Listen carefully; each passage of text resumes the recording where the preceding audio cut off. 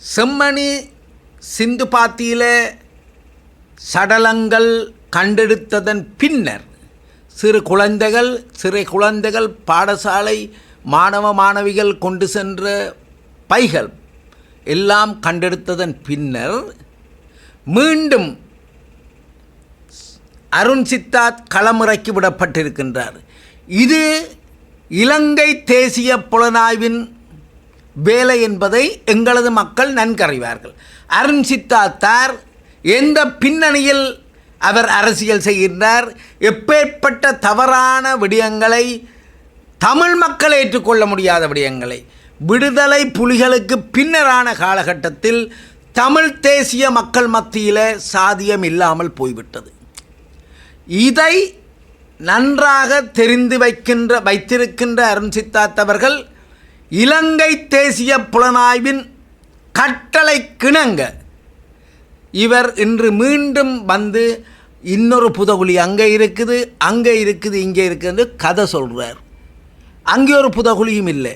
அப்பேற்பட்ட கீழ்த்தரமான கடந்த காலங்களை தமிழ் மக்கள் தமிழர் தேசத்தில் எதிர்பார்த்ததில்லை, இருந்ததில்லை என்று அனைவரும் கூறுகின்றார்கள். இவர் எங்கே போனார்? மல்லாவிக்கு துணுக்காக என்ன நடந்தது? அதில் தானே ஃபேஸ்புக்கில் வருதே எல்லாம்.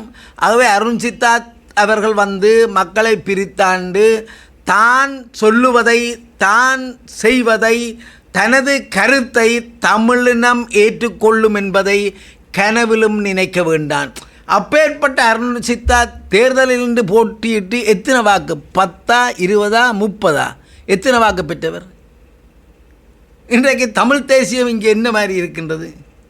சரி, உள்ளூராட்சி சபைகளில் தமிழ் தேசியம் சம்பந்தமாக மக்கள் மத்தியில் விழிப்புணர்வு ஏற்பட்டதன் பின்பு என்ன நடந்திருக்கின்றது? இன்றைக்கு வர்த்தமானி அறிவித்தலை சரியாக கையாண்டு கனகீஸ்வரன் அவர்களின் தலைமையில் அதை உச்ச நீதிமன்றத்தில் ஊடாக வெற்றி பெற்றதற்கு தம்பி கற்றறிந்த சட்டத்தரணி எம்ஏ சுமந்திரன் அவர்களுக்கு அடக்குமுறைகளுக்கு எதிரான ஜனநாயக அமைப்பு நன்றி கூறுகின்றது. அப்பேற்பட்ட சுமந்திரனை எமது இனத்துக்கு ஆளுமையுள்ள பலர் தேவைப்படுகின்றார்கள்.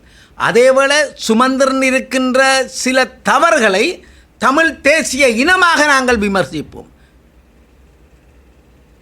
அதை தமிழ் தேசிய இனத்துக்கு அப்பாற்பட்ட எந்த ஒரு சக்தியும் வந்து விமர்சிக்க இடம் தர முடியாது, இடம் தர மாட்டோம். ஆகவே சுமந்திரன் அவர்களை தமிழ் தேசிய பரப்பிலிருந்து, தமிழ் மக்கள் மத்தியில் இருந்து தவறான ஆளாக அடையாளம் காட்டி ராஜபக்ஷக்களோடு இணைத்து பேச எவர் முற்பட்டாலும் அது வருந்தத்தக்க ஒரு விடயமாக அடக்குமுறைகளுக்கு எதிரான ஜனநாயக அமைப்பு கூறி வைக்க விரும்புகிறது.